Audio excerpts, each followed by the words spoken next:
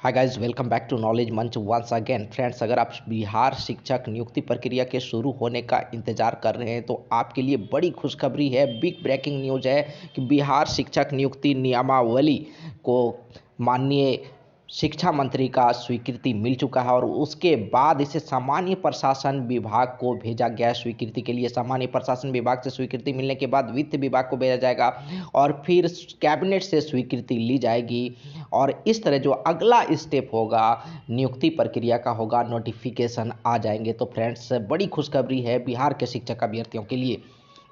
शिक्षक नियुक्ति नियमावली स्वीकृति के लिए भेजी गई। सामान्य प्रशासन विभाग को भेजा गया प्रारूप 7वें चरण की शिक्षक नियुक्ति आयोग से होगी। बड़ा बदलाव किया गया है नियमावली में।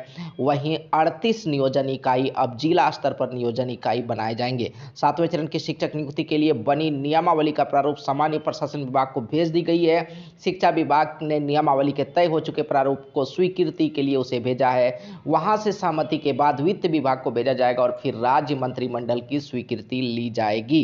दरअसल राज्य सरकार 7वें चरण के तहत शिक्षकों की नियुक्ति आयोग के माध्यम से करेगी। नियुक्ति को लेकर तैयारियों की प्रक्रिया अंतिम चरण में है।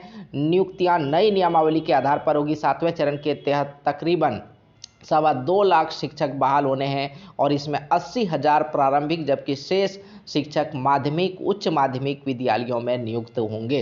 नई नियमावली के माध्यम से सरकार शिक्षक नियुक्ति प्रक्रिया में बड़ा बदलाव करने जा रही है। नियोजन का अधिकार पंचायतों व नगर निकायों के पास अब नहीं रहेगा। पूरी प्रक्रिया पारदर्शी त्रुटि रहित बनाने के उद्देश्य से निष्पक्ष आयोग से नियुक्ति कराने की रूपरेखा तैयार की जा रही है। तो फ्रेंड्स, बहुत जल्द हमें ये भी देखने को मिलेगा कि कैबिनेट की स्वीकृति मिलने के बाद नोटिफिकेशन आ रहे हैं। तो आशा की जानी चाहिए कि 7वें चरण की नियुक्ति प्रक्रिया जल्द से जल्द शुरू हो।